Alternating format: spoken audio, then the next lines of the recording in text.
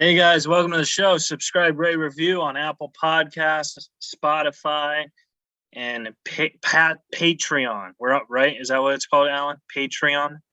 Patreon. Patreon. Patreon.com/Reza Riff. Support the show. We need more Patreons, according to Alan Lee. So we are back via Zoom. Alan is here today. Alan, how are you? How are you?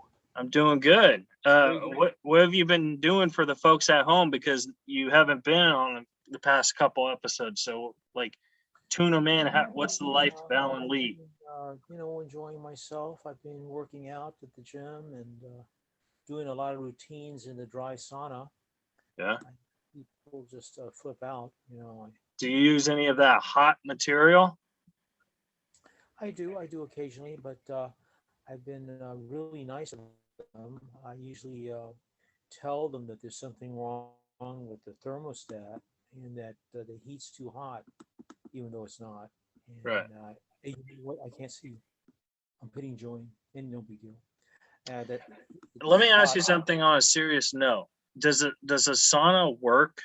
Because you're really into health and nutrition. Yeah. Is a sauna, because I feel like people go to a sauna after they go swimming. Uh-huh. But I feel like there's also some fat guys who just go there to hang out for 20 minutes because they think they're losing weight. Is that does that really work? Very good question. Very good question. The sauna does work not to lose weight, but to get toxins out of you, to relax your muscles, the dry sauna. And it's been proven in Sweden and all those countries that are not such a big deal about. It's been studied and researched, but it does not do a thing for losing weight. Okay. You'll be 2 pounds of water when you get on the scale and go, oh, look, I lost 2 pounds. Within the next day, you got the 2 pounds back. So that's basically just water weight. Correct. Oh, excellent. Cool. See, I didn't know that. A lot of people, they think going to the sauna for an hour a day means they're getting in shape, but it's really not. No, it's just water weight. They had a guy on, Stan Lee, the head of Marvel Comics, who wrote all the Marvel comics. Stan Lee. Yeah. He just died. He had a show where he found people around the world who he felt actually physically had superpowers. And there was this guy in Russia somewhere, man, and he could stay in the sauna for 6 or 7 hours at a triple heat. And so he was like the Torch. The Human Torch on Fantastic Four. Yeah. And he was a person. God, you should have seen him. It was unbelievable. But anyway, it was a sauna situation. Listen, I'm just wondering here. I don't see you. Do you see me? I do see you. I don't see you. You don't see me? I'm hitting join. Wait, what? Hold on. It says enter meeting ID, a personal. Hold on. Wait, you're already in. Did you click out? I can hear you. Okay, I can hear you too, and I can see you too. You might have turned your camera off.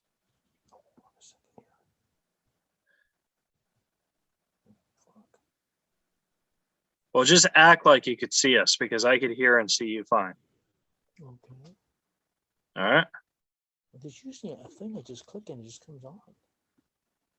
All right. All right, folks. Subscribe, rate, review to the show on Apple Podcasts while Alan figures this out. Upcoming dates. The only dates I have is August 13th at the Rec Room with Vicky Barbalak.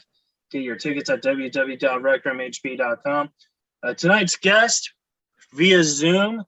You've seen him in the Scream movies. You've seen him on the Jamie Kennedy Experience. And you've seen him in Malibu's Most Wanted. The great Jamie Kennedy makes his Razor Wrist return tonight. Enjoy the show. Yeah.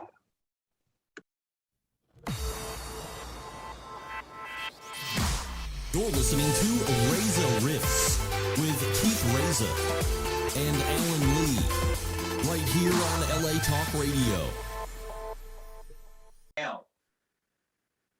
All right, we're live via Zoom. Reza Riffs. Alan Lee is here, and the great Jaime Kennedy is here. Yeah. Dude, what's up, dude? Hey, buddy. Yes. Back for more Reza riffs, huh? Reza riff. The Reza, the riff. He can take it. He can take the punishment. He's back for more pain. Yeah. I remember the last time we were all in a conference room together. Yeah. How many years ago was it? But 3 or 4. Yeah. That's a while ago, right? Yeah. It was before all this shutdown and all this closing everything. You know what I mean? Yeah, we can wax nostalgia. It was a time like The Hobbit. It was a time. The Hobbit? Hold on, I just have to write that note down you just wrote.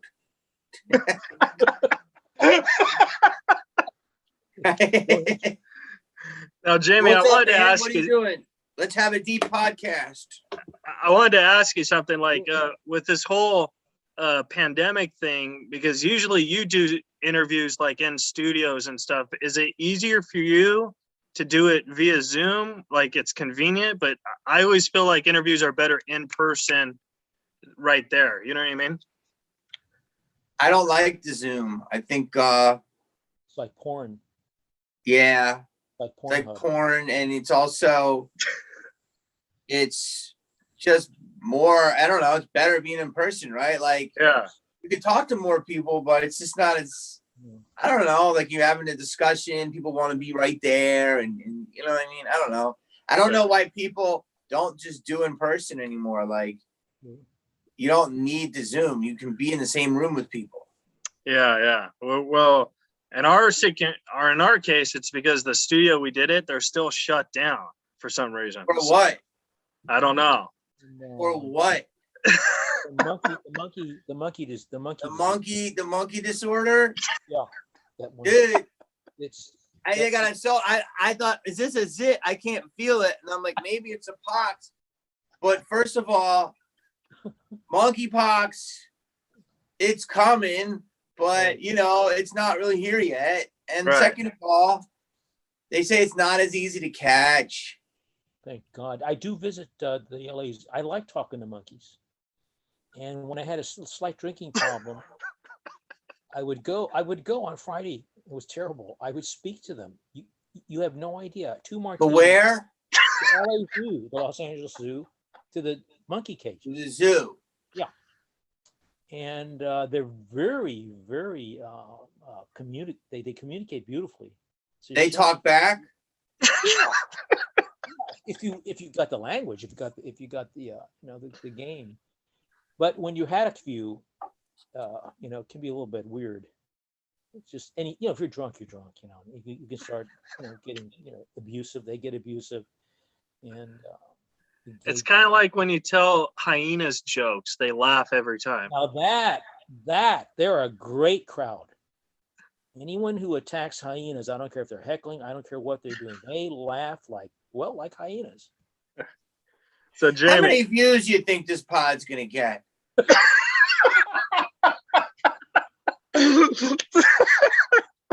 I don't know, 5. You're lucky I didn't have a lot to do today. This is my day off. I'm sorry. Oh, you know what? Thank you. so Jamie, Oh, I feel bad. I owe Keith a deal, so I feel Oh. bad. That's really sweet of you. well, no, Jamie, one of the things about you is like I have a very you and we have a very unique friendship. Like I feel like I just bond with you. Like I could talk to you every day, and then if I don't talk to you, the next time I talk to you, it's like we're still in flow. You know what I mean? You know what that's called? What brotherhood? Yeah, it could be also called quantum entanglement. I was trying to think something funny here, but I know you're gonna get it, bro. Monkey Man's gonna get that because Quantum entanglement. I love it. he goes to the zoo, and I know that you quantumly entangled with the monkeys. There you go. Bananas and all. Now, Jamie, I wanted to ask you about, because I did the Lake Havasu gig with you a couple weeks ago, and you were selling your book. Elsinore, Right? And Elsinore, bro. Don't get your lakes mixed up. No, oh no, that's not cool. but you were selling your book, and I didn't get a chance to read it, but I'm noticing now a lot of comedians are writing books.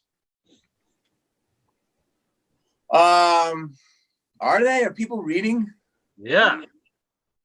I know everything. Norman Saget wrote one and Jay Moore wrote one. Jay wrote one a while ago. I read it. It was really good. Norm wrote one before he passed away. Yeah. We were actually writing a movie about it. I gotta read it. Yeah. And I think Bob wrote one right before he passed away too, right? Yeah, Dirty Daddy. Dirty Daddy. Here's the story. Let me see. Can you hear me yet? Can you hear me or not? Yeah, I can hear you for sure. Hold on. Let me see. Did these working yet? Hold on. Can you hear me now? Yeah, I could still hear you. Yeah. No. Wait. You can't hear me. They're not charged. Okay. All right, here's the deal. Okay. So I think comedy is broken down into many forms. So like when I did Malibu's, I knew that could be a movie, right? Then other times I have breaking in different ways to do stuff. And then Jimmy King Experiment, I knew which would be sketches. Other stuff I knew would be jokes on stage. And now, when I wrote the book, I had all of these other things, and I'm like, this is stuff that I can't. It's hard to do on stage. It's too long. It's much more of a narrative, and I just kind of make it about my life. And George Carlin wrote a book called Brain Droppings, but those were a lot more jokes, right, and different rants, which was amazing. And Chelsea Handler also inspired me, and she wrote a bunch of different books. Right. So in the early 2000s, I had this content, and I'm like, I don't know where I can put it. The only way I can do it was a book. And I went to, I got turned down by 13 houses, and then finally I got one, and I did the whole tour, and I finally got a distributor. And then I didn't really sell that many, but now I have the rights to the book. I print them myself, and people like it. And so I sell it at shows, and it should be a show. You know what I mean? In a perfect world, it would be a show. Right. But it's everybody overthinks everything. So it could be like because it's about a story about a guy who comes to Hollywood and how he does it. I was thinking about writing a book called How to Annoy Yourself to the Top. That sounds like that could be. I don't even know. Look, it's even dumb to write because, I thought of this. So when you talk and you get served an ad, right? Well, the other day, I thought of something, and I was served an ad. Now, I know you're going to think that's crazy. Right. But I'm telling you, this has happened to me twice. And I believe there's something called smart dust. You have to look into it. Okay. But smart dust is something that's a patented thing that they say the government uses to get within our shit. Yeah. Any Hoosers. Between the Google's AI being sentient and me thinking a thought and then coming up in an ad, I believe we're not going to need books anymore. They're just going to be implanted. Right. Yeah, that's right. That's what we're waiting on. I'm waiting on that. Yeah. You're waiting for the chip to have all the books in the chip so you could just hit your wrist and it comes to your brain. That's what AI is really doing, right? That's what that whole story with the Google, the sentient AI, it's basically just the world is one big, it just absorbs everything at once, right? Yeah. So it's has all the knowledge. That's why it's so smarter than everyone else, and it can comprehend it all. And so that's why I believe they want to hook us up to the Neuralink, then we'll be connected to it, which could be really good or really terrible. Now you say Imagine like having all that knowledge. I'm already can't even wake up. I'm so overwhelmed with shit. right. Now you say that about books. Do you think that's also going to affect comedy and movies and stuff? Yeah. I mean, I think the whole world is disrupted and gone forever, but a lot of people don't agree with that. Only people deep in Reddit. But yes, of course, movies are going to be there. Like Doctor Strange, the multiverse movie made like it made $1 billion. Right. If a movie made $1 billion, you would hear about it every second. That's an everyday occurrence, right? But like, I didn't even hear that much about it. Maybe because I don't follow it, or maybe because things are happening. Yeah, and you got stuff on your wall that looks like you're a collector. So Yeah, me? Oh, holy cow. everything is happening in these all little sectors, right? So I think that there's going to be these vast worlds of things happening that you only know, and if you follow that sector. So yeah, I think the one idea of all of us sharing a collective experience is going to go down the tubes, except for like the Super Bowl or some type of big event. Other than that, I mean, people don't even get the news from the news anymore. So I don't think the Oscars people watch as much anymore. I think that people are going to consume stuff, but you know, it's just, it's all going to be affected. But I mean, it doesn't mean other stuff's not making money, but yeah. It's just changing much. I like it, but I don't like it. But I like it, but I don't like it. I wanted to ask you, growing up in Philly, because I heard this, I don't know if this is true, but I heard that you started doing stand-up comedy because you got an audition for Saturday Night Live. And I was wondering if that's true. Can you walk me through that process and what was that like?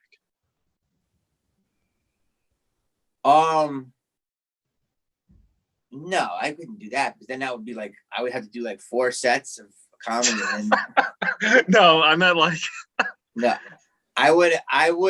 I started doing stand-up because I didn't know what I wanted to do, and I got an extra job by accident, and then I thought, well, this is interesting, and I gravitated towards this business, and people told me that I should do it.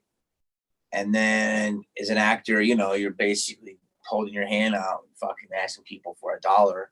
Right. So stand up, even though you could do it and control it, right? You could buy a tape recorder, you could go on stage, you could say something, it's very scientific, and then you get an action or a reaction, right? So it's like, oh, I got to laugh. Holy man, I can't believe I just made a group of people laugh, right? Or I bombed. And so even though I was going to every open mic and it was hell and bizarre times, it was a way for me to be proactive. Right. Yeah. So I started doing that, and I started going, oh, this is awesome. And then that's how I started getting all of my love that people know me from in Hollywood through stand-up. And then eventually I got an audition for SNL. And I didn't get it. Now, had I had gone to the Groundlings and up that route, I think there was a very good chance I would have got it. Right. But I just didn't want to pay and do all the schooling. I didn't like the rules. And I thought I could still break as a stand-up. Adam Sandler did. Eddie Murphy, Norm did. You know, like they had a lot of so it was a half and half shot. And then I went and I flew to New York and did everything a bunch of times. I didn't get it. I did the Groundlings and I tried to do the sketch thing, and that was just not my cup of tea. That was something I didn't. I feel like if you do it that route, you have to really love it, and I just didn't think I loved sketch comedy like that, you know? Well, here's the thing. It's like, you know, no, it's great for people and stuff, and it doesn't. It's just like it's too many rules. Okay, so it's like, for instance, I could go on stage at an open mic in Venice, like a Friday night show, and there'd be 40 people, and I could do a character, and it would kill. Right. And after like 3 years, and then like I gotta go and sign up at the Groundlings and learn like what is freeze tag. Right. And I'm like, can I audition to go? There's like 6 levels because they're gonna milk you at each level. And I'm like, well, the third level's voices and characterization. I'm like, well, I already did that for a room full of junkies, crackheads, and real people in Venice, California. Right. And I avoided getting stabbed by gang members as I did it. But do you want me to pay you $200 a month? So, and they were like, no matter where you are, you have to pay. And I'm like, what are you talking about? I've already doing this. Well, that's not our system. And within 6 months, I got an audition for SNL. So I was like, fuck everything. That's how my life is. Fuck everything. Because they try to like regiment you. And it's like, boom, you got to go crazy. You got to go outside the box. And that's how you make it. And that's like right now, people are trying to see me for shows, but they want me to like cold read. And I'm like, dude, you know my name. Like either you like me or you don't. We can talk, but it's like, it's weird. Now that you are in your stage of your career where you probably get offers and you probably I get some offers, and then I get a lot of like people want me to jump through a hoop, and I'm like, I ain't jumping through that hoop. Oh yeah. So you especially for all these shows that no one's gonna watch. How many of these fucking shows do people even fucking watch? You know what I watched? I watched a video on YouTube about how Netflix is losing its market share every day. And I love Netflix, but I'm sorry. They bought their, you know what I mean? Like it's not going to be the same. You know what I'm saying? And it's like, I love to be in the Disney universe, but if you fucking fart in the wrong direction, you're canceled. So it's like impossible. So go ahead. Sorry. I was going to say, Disney seems like they own everything right now too. They kind of do. Yeah. But that's not the only place people are going to get their entertainment. Yeah. So I wanted to ask you, like, when you did Bowfinger and you worked with Steve Martin, there's a rumor that like if you ask Steve Martin for his autograph, he'll give you a card and say, I don't do autographs, but here's a card that says you met Steve Martin. Have you ever heard of that? That's 100% true. Oh yeah. So I was with Steve. Again, that was like me going to like a freshman in Berkeley. And then I had Steve as like my tenured professor in comedy. Like I couldn't have asked for. That was a gift from God. And then Eddie, who I didn't really get to hang with, but I got to work with him and sometimes walk in the, back near his trailer. And then he would go in his trailer and I'd go in mine, but he, have his whole team with him. I would, I would just listen, and any bit of knowledge that came off of them, I would just, absorb crazy.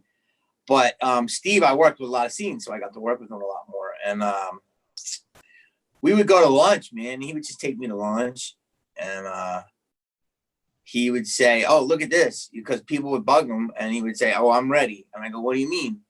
And it's a card, and it says, I forget what it said. I have one somewhere. Fuck, if I would have been said, it said something like, "Now that you've met me, you can tell your friends, thank you very much, Steve Martin." And it was a signed card. And I think that was like, "I'm eating my lunch. Thank you very much." It was like funny. It was funny as shit. And that's 100. I saw the card. I have the card. I think I have a card somewhere. That's also pretty ingenious too, Yeah, like everything in his life is pretty much, he's always one step ahead. Like he's always, you're never going to see you're never going to see any mistakes with him. Like he's very, very always has it one step ahead of everybody. Yeah. Alan Lee and I almost had the opportunity to meet him because I was doing the American Comedy Club with Norm, and I had to drive Alan home on Saturday night, and they added a Sunday show, so I couldn't do the Sunday show. And Norm calls me. He's like, "Oh, you should stay for Sunday. Someone famous is going to be here on Sunday." And we were like, "Okay." American Comedy Club, you mean in San Diego? Yeah. Okay. And Steve Martin showed up with Martin Short because I guess they do like a bungo comedy thing. I was like, oh my God, I had to go home. You know what I mean? I could have got one of those cards. So did they show up? Yeah, they did on the Sunday show. We didn't. And hung with Norm? Yeah. Wow. Yeah. So it's like, that's awesome. It's awesome, but I missed that opportunity to meet Steve Martin and get a card. That was the point of the story. You did. Well, yeah, you fucked up. You fucked up. That was also Alan's fuck up too, in my defense. Thank you for including Way to me. go, Alan. Norm could have just said Steve Martin's going to be there and hooked you up. Yeah, he could have, but he didn't. You know, he wanted to keep the suspense going. Well, that's how he was, man. Like he was very. I think he also like got off on like him knowing and other people not knowing, and then when the surprise comes, it was a bigger thrill for him. You know what I mean? Are you kidding me? That's his whole career. He'd do jokes on Letterman that people are just getting 8 years later. I mean, he's talk about ahead of it. He's 10 years.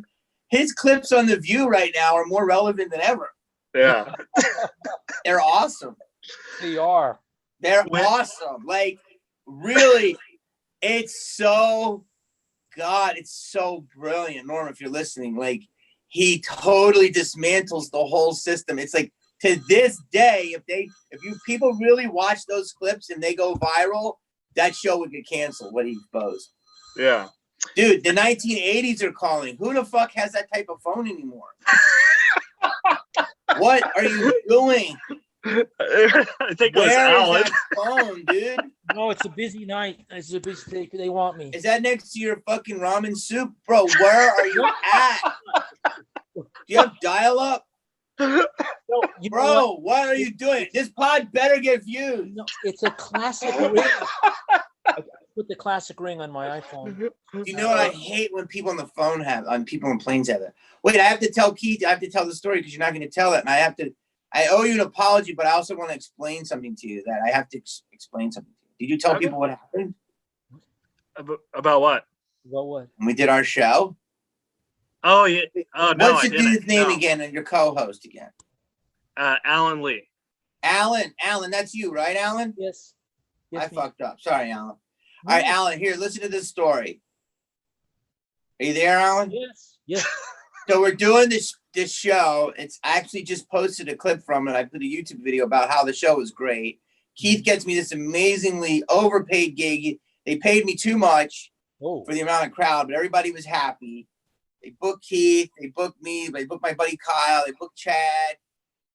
And it was fun. The crowd was absolutely thought they were at a fucking bull riding event. They didn't know what comedy was, but we just fucking plowed through. We all did our shit. It was a lot of fun. It was work. And so after the show, I'm selling my books. And usually Keith, I got to explain what happened. So things got a little hot and poor Keith was in the crossfire. So after you come after a show, I give my all. Would you say that when I perform, I give my all? Absolutely. Oh, 100%. Totally. I'm a fucking animal for them. I travel. I do all this stuff. So when I'm on that stage, I'm dead. Like, I've only drank twice in 32 years on stage. A beer one time during a second show in Ontario. And three times. A shot in Dallas in like 2004. That sounds weird. A shot in Dallas. And like a joint in the early 90s. And every time my show is not as good. And I'm like, I'm never going to drink. I'm naturally crazy and drunk.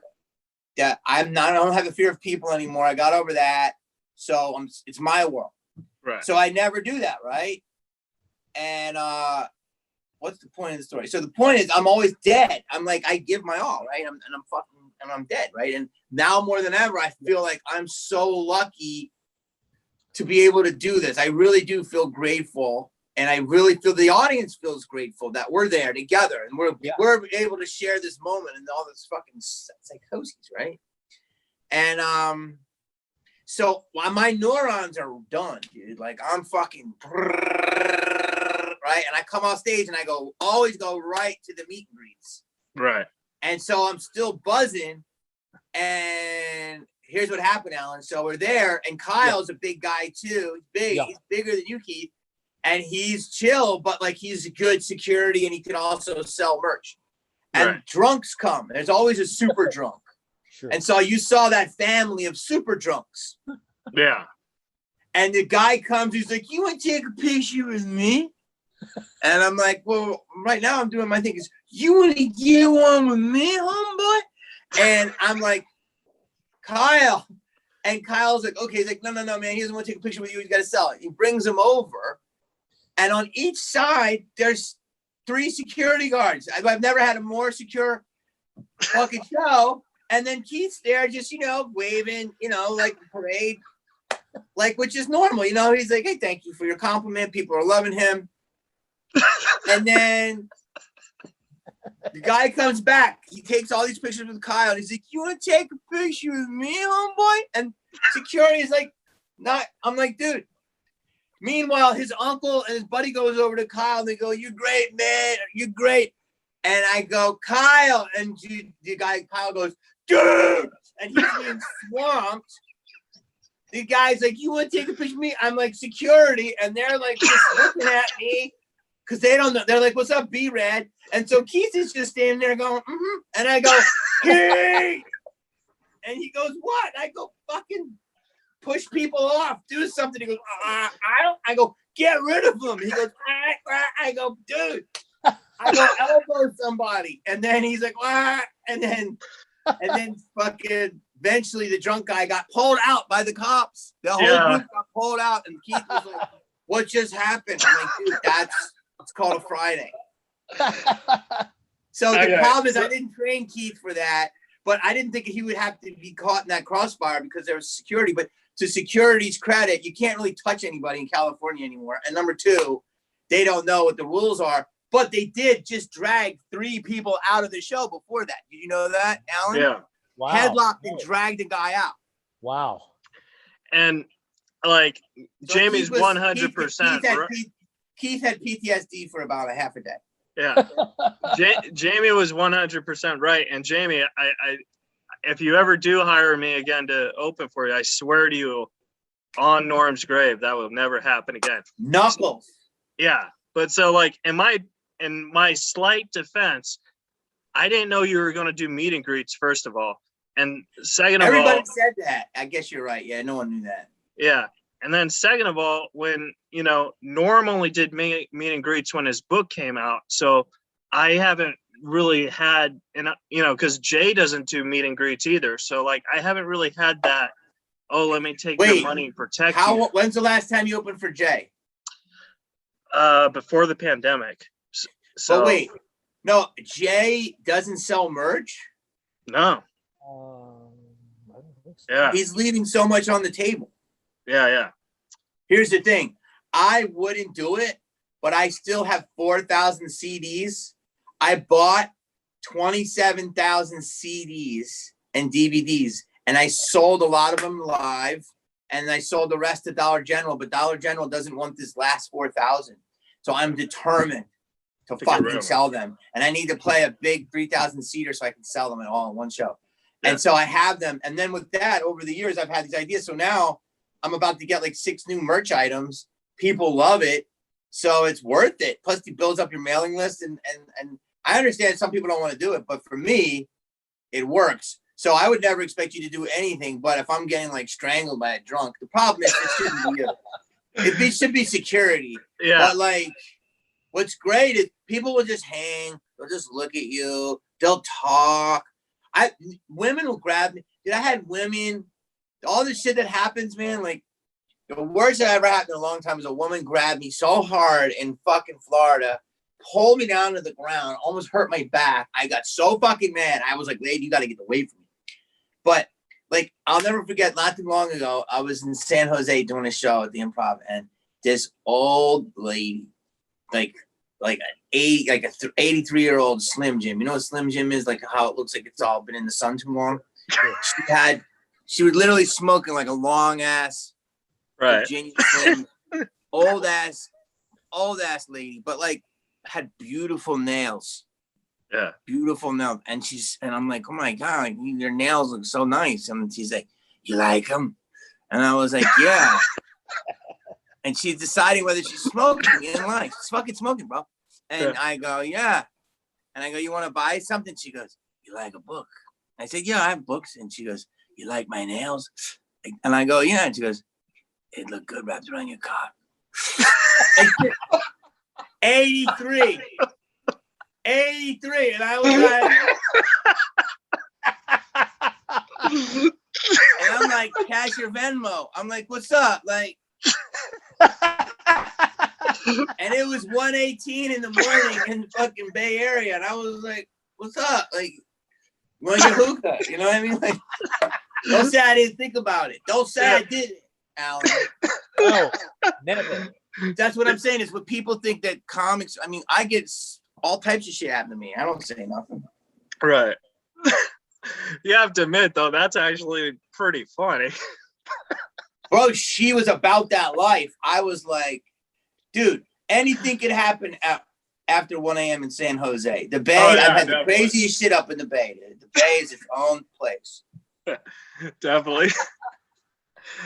Now, Jamie, I wanted to ask you about the new Scream, because you're uncredited as a voice, but you're not in it. So did they do that just to like give you respect since you're one of the original stars, or was that something you asked them to do? No, I'm actually in it. I do a couple of Easter eggs in it. I do a couple of voiceovers. At the party scene. They threw me in when people are getting kicked out of the party, and then I'm like play one of the party goers. So it's nice to be like me in there as a voiceover at the party scene, which is reminiscent of the original party scene. And then for Wes, all of us did that when they do the toast for Wes, as like the directors did this beautiful tribute of like, you know, Wes Craven, and like it was just like a beautiful energy thing. And so yeah, they put me in it, and they were so sweet, man. Like I had a great time doing it, and you know, I'm lucky to be a part of it. Yeah, and you said once that Scream was probably one of the only scripts you've ever read where you thought it was a perfect script. Did you think this new Scream like gave it justice, or like what were your thoughts about it? I liked it a lot. I thought it was like a love letter, you know, like to the originals, but with its own twist. And it's like a way to like kind of bridge the old with the new, and see where the lineage of Ghostface came and now how it evolved. I really liked it a lot. There's a lot of good lines in it, a lot of good jokes, a lot of tension. I really loved it. I have a feeling in Scream 7 or Scream 8, the killer is going to be you. You're just going to be like, I've been in alive the whole time. I mean, sometimes I think that'd be cool, but then it was like people like Randy, he's a sweet guy. Would he do that? Probably only do it if I could like kill Ghostface. Right. But like Ghostface is so big now, dude. There's like, it's insane, dude. Like he's everywhere. It's on merch, video games, and memes, and now there's like whole pages, and like women are dressing like sexy Ghostface, and then I just saw a Pride Ghostface, and then there's like people wearing Ghostface clothes. There's a Ghostface cereal. It's out of your mind. Like it's insane. Yeah. And then I wanted to ask you about your, I don't know if you can even talk about it yet, but you just finished a movie called Don't Suck, which is about the stand-up comedy. And I wanted to like hear like what was that like, because I saw the trailer and it kind of reminded me of Funny People, and I really love Funny People, so I'm really excited to Where'd you see the trailer at? IMDb. Really? Yeah. Oh, you gotta send me that. You know what, dude? It's crazy. People know me more as an actor, but comics know me, you know, as a comedian.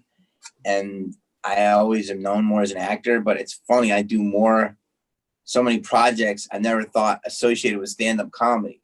You know, when I think of stand-up comedy, you know, I think of Bill Burr, or I think of, you know, Norm, or, you know, Sarah Silverman, or, you know what I mean? Like real comics that their whole life is dedicated to the craft. And I do it, and I'm really dedicated to it, but I do other things, you know, like my heroes were always like, you know, people that acted and do comedy too, you know, all those guys do it too, but like, you know, Eddie Murphy and, you know, Roseanne, and like, you know, so it's crazy that I'm getting these parts as a stand-up comic because It's just cementing me more.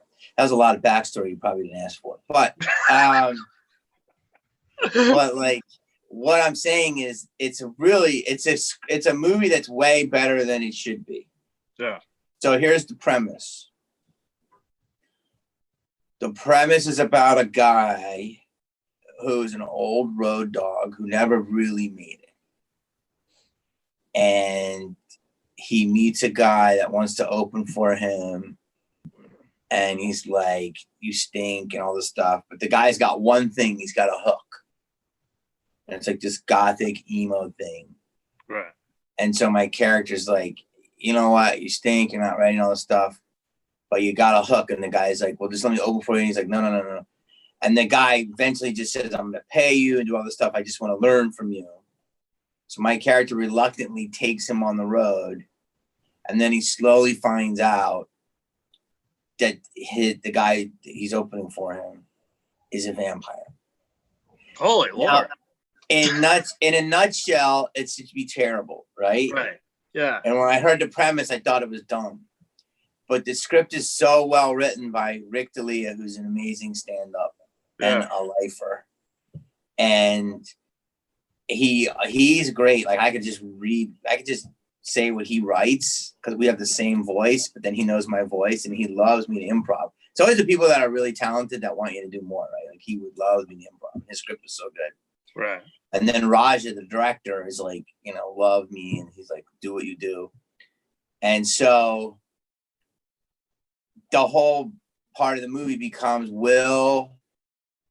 he wants the vampire to bite him so he can become famous. Right. And it's a real metaphor for the what will we do for fame and all this. And it's a comedy, but it's a dramedy. Right. And it's better than it should be. I just saw the last cut. I'm really excited about it. I just did the photo shoot for it last week. I mean, it's a completely independent movie that we made for $1 million, and we got to try to sell it somewhere. But Matt Rife is absolutely brilliant and perfect for it.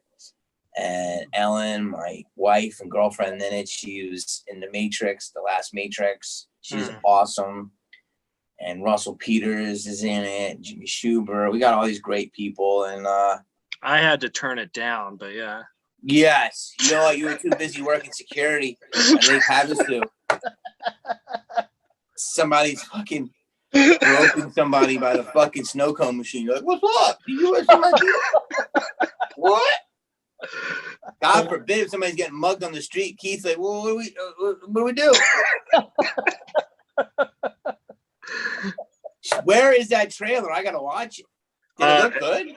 Yeah. It was only 1 minute and 10 seconds, so I gotta see if it's on YouTube. Yeah. I don't know if it's on YouTube. I saw it on the IMDb when I was doing the research. Alan, you got any last second questions for Jamie Kennedy? Well, I think it's great the advice he's handed over once again to all of us who are like what's one of those those people in Shakespearean times, and they were in the Penny Gallery. They were the plebes. The plebes, and they would memorize the villagers, and they would memorize the play. The serfs. So they could do the Shakespearean scene to each other while open micers. That's it. God, it was right there. I was reaching, and it was right there in the front of me. That the open micer world that I live in will be so. Alan, stop it! You're a great person. I know you. Thank you, sir. You could do a set in front of the monkeys. And the hyenas. It's a tough crowd. The animals or the band? It's a tough. That's a tough crowd, and I appreciate the compliment. Give me a Zoom high five, Jamie. My headphones are ready. No, Jamie, my last question for you is this. When you do like sets at the Improv or the store or the Laugh Factory, who is the hardest comic you have to follow?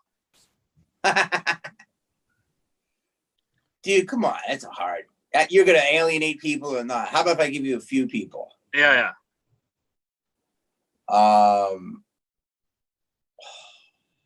I just had this the other day. Adam Ray. He's very tough to follow. Yeah. Amir. Orny. Adams. Yeah. Jesse May. Jonathan Kite. Those are the few that come right off the top of my head. Yeah. There's a lot more, but Eric Griffin. These people just level a room. Right. And it's like, whew. But it's good because you know what? That's what you got. Get your humble pie, and you just got to dig in. And you're like, why am I doing this? I could just be at home in my jacuzzi. You know what I mean? Like, why am I here? But it makes you better, you know? So you go in and you try to adjust and either kill harder or learn, you know, why they killed, and then, you know, be inspired by it. All right. Well, Jamie, where can the folks at home follow you and support you? They go to my website, jamiekennedy.com. You can see me on Instagram, the Jaime Kennedy, Twitter, all that stuff. I'm all over. I'm think I'm getting suppressed on YouTube, so I don't know. Like, I have all these comments on my videos but no views. Right. They're called the bot comments or something, right? I hope they're real comments. They feel real. Oh, but usually like the bot comics will be like, hey, promote it on whatever. You know what I mean? Like, because we were talking about how bots are going to change the world. All right. That was bad. That one. I understand where you're at. Okay. I think the bots are blocking me. Yeah. That's correct. That's it. Well, Jamie. Alan, when's the phone going to ring again? I'm waiting. I'm desperately waiting for it to ring. I'm not joking. Somebody from show business is going to call, Alan. Hallelujah. No, I'm not kidding you. Hallelujah. You made my day, and tomorrow's Friday, monkey day. Well, Jamie, I want to respect your time, but in all seriousness, thank you so much for, you know, being a friend of the show, and thank you so much for being my friend. Like, I'm very lucky to be in your life, so thank you for that. Thank you, Jamie. You're my man. No, I'm lucky too. Love you guys, man. I appreciate that. All right. Appreciate you. Let's do some more gigs together, man. All right. Bye, Jamie. Have a great night, buddy. Have a great one, sir. Love you guys. Be safe. Bye. Bye. All right, guys. And that was with Jaime Kennedy. Subscribe, rate, and review. And we'll see you guys next week. Alan, you got anything you want to say for the folks at home? That I'll be 7 p.m. I'll be at the gate at the LA Zoo there. If anyone wants to take a picture with me, 7 p.m. tomorrow night, and I'll sign the picture. And then I will be at the hyena cages because I actually like laughs. Oh, you're trying to do a callback on my entire career, my material. That's what I like to do. I like to beat down the jokes. All right, guys. Thank you guys so much for listening. Subscribe, rate, review, and we'll see you next week. Yes, indeed. You're listening to Reza Riffs with Keith Reza and Alan Lee, right here on LA Talk Radio.